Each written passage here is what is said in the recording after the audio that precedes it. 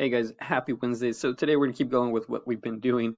Um, so if you have that notebook, guys, make sure you are taking notes inside of that notebook. If you still have not gotten a notebook, make sure that you open up that Go Formative and still just follow along taking notes on there, please. So let's just go ahead and jump right into the warm-up. If you haven't, please go ahead and keep watching this video right now. But if you haven't tried it, pause it right now. Try it. You're finding the missing side here. Side C, which is going to be your hypotenuse, is where you have to use a squared plus b squared equals c squared. All right, so again, if you haven't, pause the video here. If you're ready to go ahead and hit play. Okay, so if we have a right triangle, guys, and you're trying to find a missing side, they give us two. If they give us at least two sides, we can go ahead and use the Pythagorean theorem. We can use a squared plus b squared is equal to c squared. Now, what's important is that you label things correctly. And remember, the hypotenuse. So how do we find the hypotenuse real quick? Find that 90-degree corner, walk directly across, and that is going to be your hypotenuse. The hypotenuse should always be that letter C. That's why I would always recommend that you identify that one first. Now, the other two legs over here, the 4 and the 6, it does not matter which one you call A or B. I'm just going to call the 4 over here the A, and then the 6 over here, that'll be my B. All right, now let's just go through and plug in everything as best as we can here correctly. So A squared, that's going to be 4 to the second power plus b squared, well, that's 6 to the second power is equal to, and then that's just c, right? That's what I'm trying to figure out, the hypotenuse, c squared. And then we just go through and solve an algebra problem here. So let's keep going. What is 4 to the second power? That's not 4 times 2, that's 4 times 4, which is 16. 16 plus, what's 6 to the second power? And again, that is not 6 times 2, that is 6 times 6, which is 36. And this is equal to c to the second power. All right.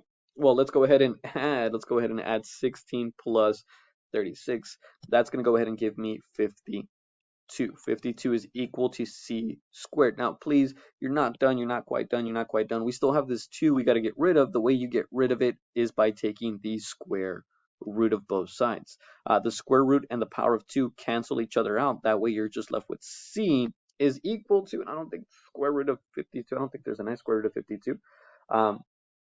Let's see. Where's my calculator? Trying to get this. No. All right, square root of 52, that is going to give me, this gave me 7.2111, and it goes on for a while, so I'm just going to round it there to 7.21. This side over here measures 7.21 units, whatever they may be, the feet, inches, centimeters, I'm not sure what they're measuring in. But there you have it. And then one more thing I want to kind of point out, guys. Remember, your hypotenuse should always be the longest side, and it makes sense, right? 7.1 is much larger than 6. It's much larger than 4. So that's how we know we're at least in the right ballpark. For some reason, if that hypotenuse, we got an answer like 2, something went wrong, right? The hypotenuse should be always the longest side.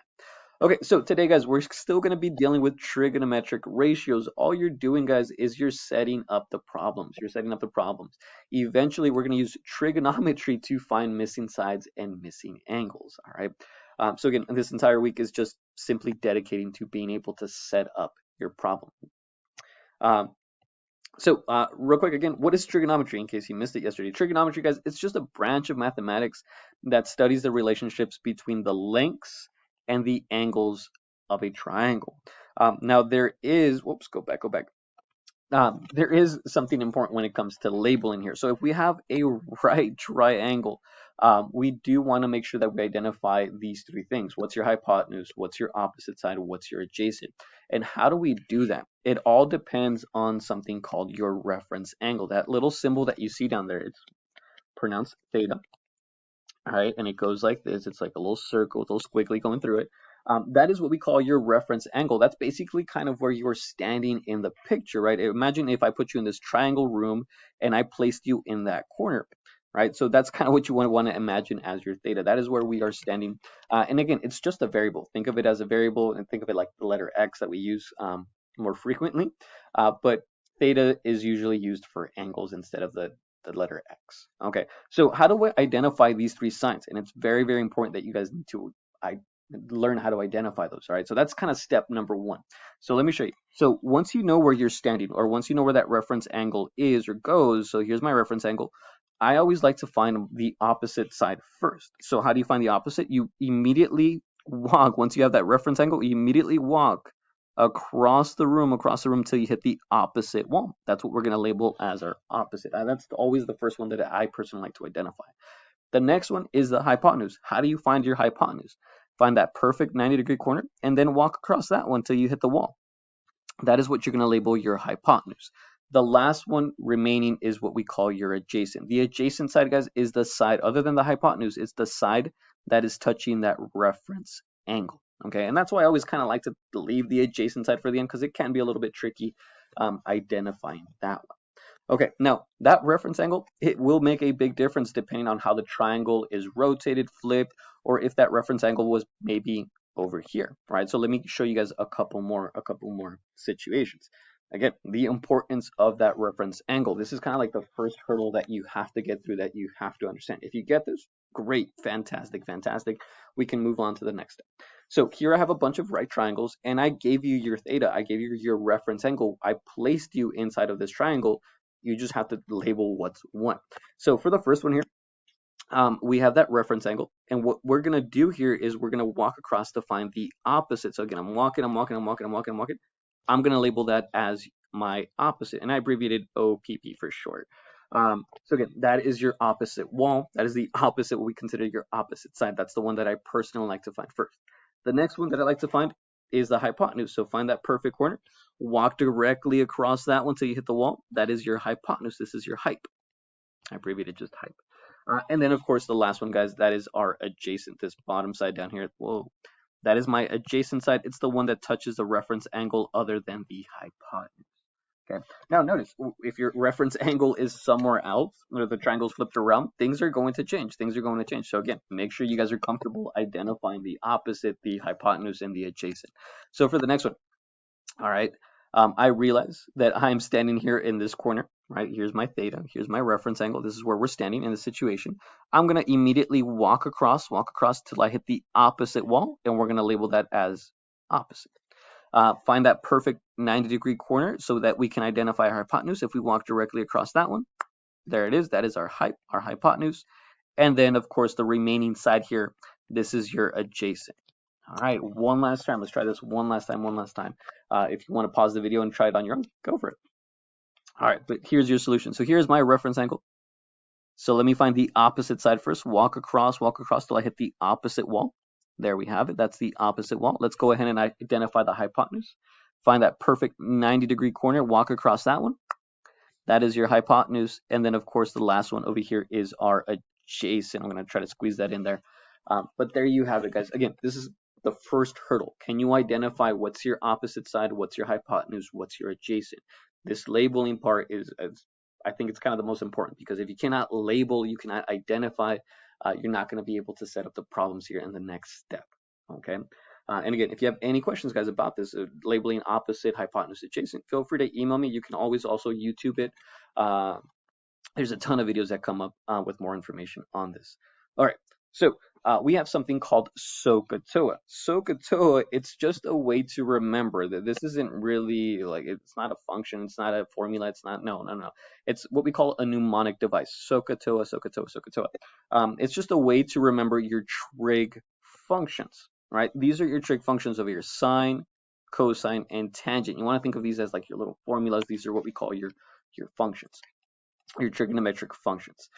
So it's very difficult to kind of just commit this to memory. This is why we have SOHCAHTOA. It just makes it a lot easier to memorize when you're writing these trig ratios. So take a look at the first part in SOHCAHTOA. The SO part. The S here stands for sine. This is why you have sine of theta.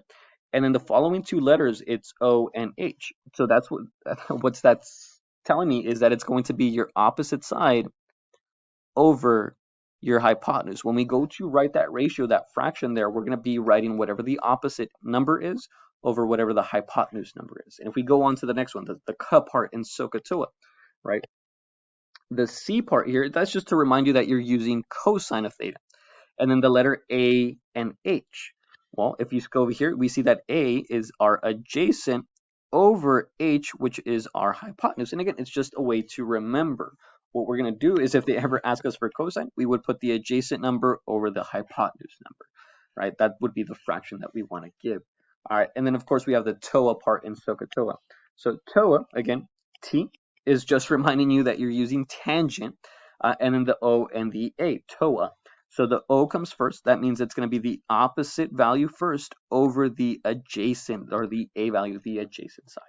All right, so these are your trig functions, guys. Next week, well, this week, all we're doing is we're setting up those fractions. Next week, I'll show you how to take it a step further to start finding missing sides and missing angles. So we're not quite there yet. We're not quite there yet. I just want you guys to get comfortable setting up those trig ratios. So let's actually jump into it. And what I would always recommend on the top of your notes, top of a quiz, top of a test, when it's dealing with trigonometry, I would always immediately, before you even start the problem, right, I would start with writing SOHCAHTOA. So, and I like to write it this way, KA-TOA. Right, it kind of just reminds me, okay, sine is O over H, so opposite over hypotenuse. C is A over H, T is O over H. All right, so let's take a look at the question. It says, find the tangent of angle Q. Tangent of angle Q. And we're going to write the ratio. It's just a fancy way to say you're going to write the fraction. And you're also going to write the decimal. All right, so we're going to give two answers. Sometimes it's nice to have the fraction. Sometimes it's nice to have the decimal. So we want to make sure we're comfortable with both. So how do I actually begin? It all starts by labeling. What side is your opposite? What side is your adjacent? What side is your hypotenuse? So again, you can't just look at the triangle and then just kind of start labeling randomly. No. There is a way to do it. So here they're asking us to find the tangent of angle Q. So guess where we're going to be standing at? We're going to place ourselves at angle Q, and we're going to put that reference angle, that theta, right there. That is you. You are theta. You are standing on that angle, angle Q. That's where you're being placed in this picture. And let's just go ahead and start labeling. If I walk directly across, if we're walking directly across that theta to the opposite, well, that is going to be my opposite side. So that 20 represents the opposite side there from S to R. All right, let's find that perfect 90-degree corner right here. And if I walk across that one, remember, just like we did before, that is going to be my hypotenuse. Always directly across your 90 degrees will be your hypotenuse. That means that the last side over here where it says 48 from Q to S, that is our adjacent side. So that's step number one. Do you know where you're standing in the picture? And do you know how to label your opposite, your adjacent, and your hypotenuse? Okay, great. So again, if you have issues with that, please make sure you email me. Please. I'll try to reword it or give you guys a couple of different examples. At this point, what are they asking us to find? They were asking us to find tangent of angle Q. That's why you put ourselves at angle Q.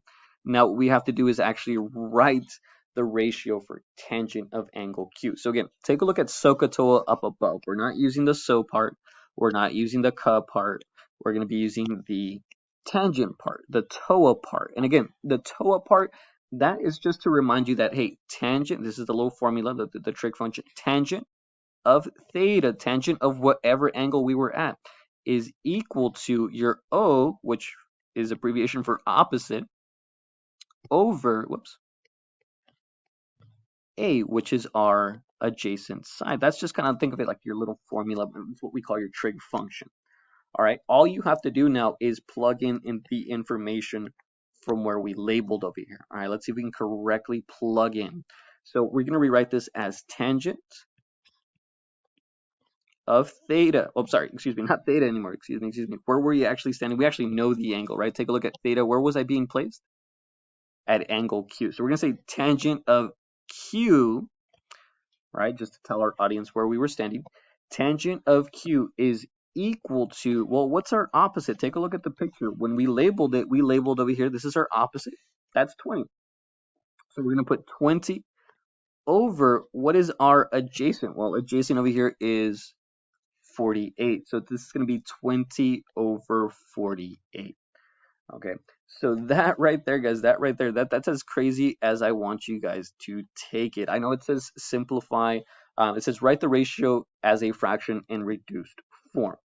I do want to simplify that fraction, right? I actually will simplify, but if you can get to this point, that's a win. That's a win. That's what I need from you guys by the end of pretty much this week. Can you write the trig ratio? All right, now I am going to take it a step further because it does say simplify. So let me do that work on the side. Let me do that work over here on the side. If I have 20 over 48. Remember, you can simplify. By how much can I simplify here? By, I'm going to go with 4. If it doesn't simplify it nicely, or all the way, I'll try a different number here. So what's 20 divided by 4? That gives you 5. What is 48 divided by 4? That gives me 12. So I would actually rewrite this, guys. Tangent Q equals 20 over 48. Even though that's true, that is correct. I do want you guys to simplify it. I want you guys to write it as tangent Q is equal to 5 over 12. It's a lot nicer dealing with 5 and 12 than dealing with 20 and 48. All right, so that's the one type of answer that I want right here. I also want the decimal. All I'm asking for the decimals, can you plug this into your calculator? Can you plug in 5 and then divide it by 12? You should get some kind of decimal. So I'm going to do that right now. I'm going to rewrite this as tangent Q is equal to, and if I can find my calculator, give me a minute. Sorry, guys. Take longer. 5 divided by 12 is going to give me 0.416666, blah, blah, blah, blah, and it goes to 7. So we're just going to go ahead and round it to 0.42. We're going to go ahead and round up there to the nearest hundredth. So these are the two answers, guys, that I'm looking for. One of them is your fraction version of the answer, your ratio. The other one is the decimal version of it. All right, let's move on to example number 2. All right, so for the next one, it says, given the right triangle, what is the value of cosine of A? So one more time before I even jump into anything. So, toa. All right, so there we have it, just to remember my trig functions. All right, and let's go through and label. Let's go through and label. But again, where should you stand in this picture? Where should you actually place yourself? You have to go back and look at this problem. They were asking us to find cosine of A. So we're going to sit ourselves. We're going to sit down at angle A. That is where we're going to put our reference angle. That is where we're being placed into the picture. Let's start labeling. What is your opposite side?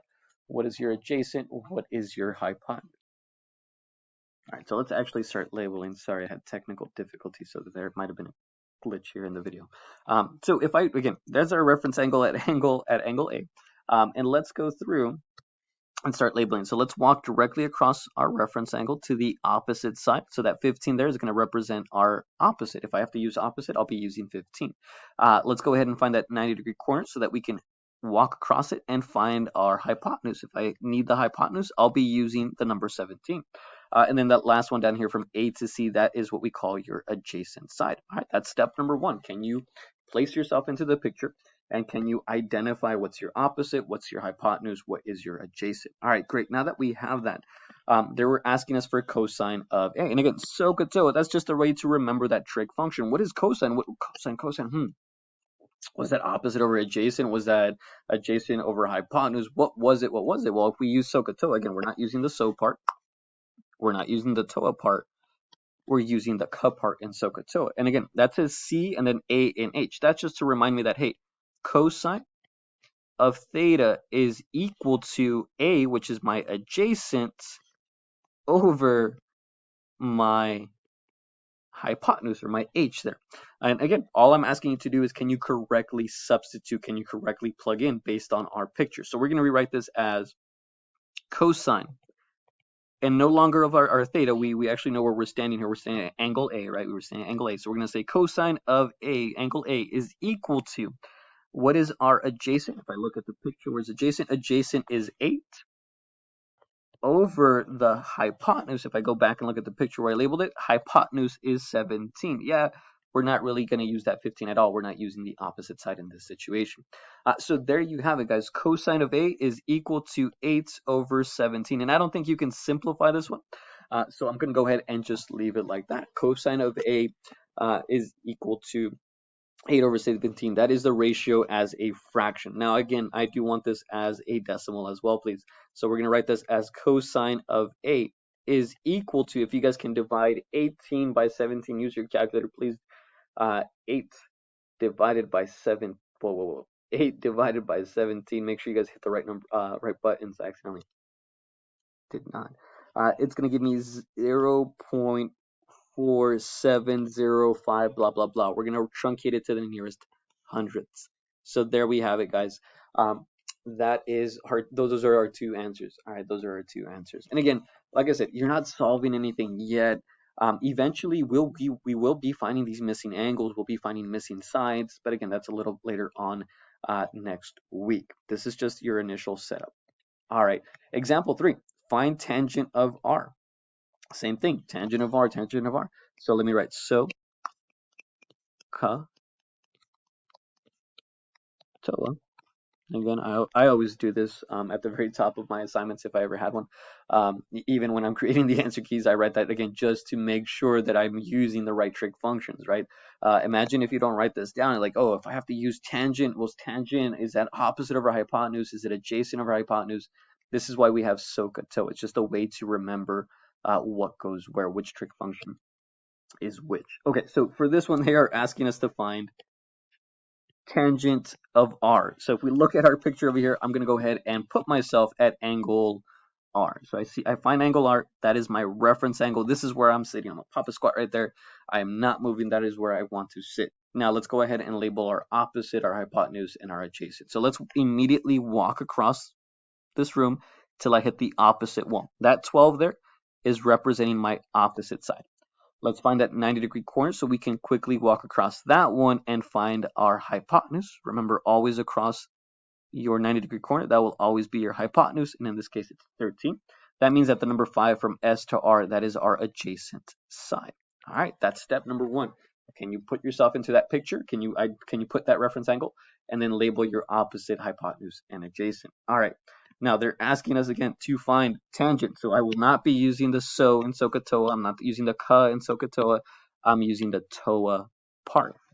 And again, toa there, that's reminding me that, hey, t for tangent of theta of that angle is equal to, well, it says O represents opposite, over A, which is my adjacent. Okay, let's go ahead and plug in what we know. Tangent of theta, well, they were asking us for angle r, right? Take a look at theta. It's over here at angle r. Tangent of r is equal to opposite. Where's my opposite side? If I look at the picture, that is 12 over adjacent. If I find my adjacent, that is 5. 12 over 5. All right, and again, I don't think that simplifies. 12 and 5 cannot be simplified. So we're going to leave that as tangent r is equal to 12 over 5. That is the ratio as a fraction in reduced form. Now again, if we want to give the decimal, all we have to do is divide 12 by 5. So let me write this as tangent of r. Whoa, what happened there?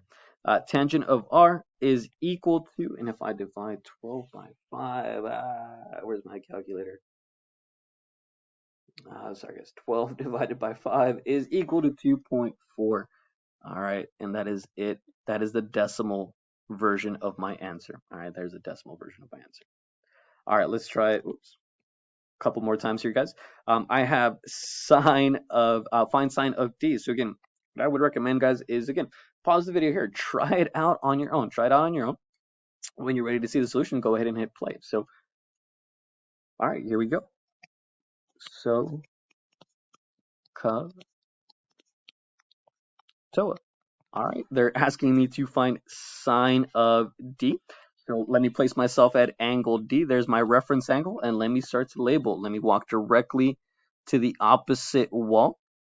That is going to be my opposite side here. Let me find that 90-degree corner and walk across that one to find the hypotenuse. This 25 here is my height. And then 20 for that last side there is going to be our adjacent side. Whoa, go back. That is going to be our adjacent side. All right, now let's go through and write this out. So we're using sine. They're asking us for sine. Be careful. So I'm not using the ka part. I'm not using the toa part. I'm using the so in SOHCAHTOA. And again, that's just to remind you, the S reminds me that I'm using sine of theta, and that's equal to O, which is opposite, over H, which is your hypotenuse. And then let's just plug in what we know. Plug in what we know, plug in what we know. Sine, no longer of theta, because I actually know where theta was. Theta was over here at angle D. So we're going to say sine of D is equal to opposite. Where's my opposite side? If I can find it. Oh, there it is. 7 over, what's my hypotenuse? My hypotenuse is 25. And again, this does not simplify nicely, 7 over 25. So we're going to go ahead and leave it. That is simplified as much as possible. Sine of d is equal to 7 over 25. And again, let's go ahead and give the decimal. Give me a minute to actually divide it. 7 divided by 25. That gave me sine of d is equal to 0.28. There we have it. We have the reduced fraction, and we also have the decimal version of our answer. All right, I believe I have one more. All right, calculate tangent of angle A and tangent of angle B. All right, for this last one, what I want to show you guys is it does make a big difference where you're standing. Remember that reference angle makes a big difference, and I want to show you guys with this example. So we're gonna do two problems. I'm gonna try to break up. Kind of my screen here. For the first one, we are going to try to find tangent of A. All right, let's ignore tangent of B for a minute. So tangent of A, we're gonna place ourselves at what angle? At angle A. So put your reference angle at angle A. All right, let's start labeling. Go immediately across that to your opposite side. 12, there's your opposite side. Find that perfect corner, 90-degree corner, walk across that one. That is your hypotenuse. 15 is our hypotenuse, and then that means that 9 is our adjacent side. Okay, let's go ahead and start plugging into tangent of A. So again, if we're using tangent, we're using the TOA part. The letter T represents tangent. So remember, that's saying tangent of theta is equal to O, which is my opposite side, over A, which is my adjacent. And all I want to do right now is I want to plug in and plug in correctly. When we plug this in, this should look like tangent of what angle were we standing on for this first problem? We were standing at angle A. Again, be careful. It makes a big difference which angle you are standing on. So that is going to be our opposite. Where's opposite? That is going to be 12 over what's our adjacent? That is going to be 9. All right, so there we have it. Tangent of A is equal to 12 over 9. Actually, I can simplify that. I can actually simplify this one for once. I can divide top and bottom by 3. This would actually turn into tangent of A is equal to 12 divided by 3 is 4. 9 divided by 3 is 3. I'd rather work with 4 and 3 than 12 and 9. All right. So now if we actually go through and divide that to give the decimal, what's 4 divided by 3? That gives me 1.333333 goes on forever. So tangent of A is equal to 1.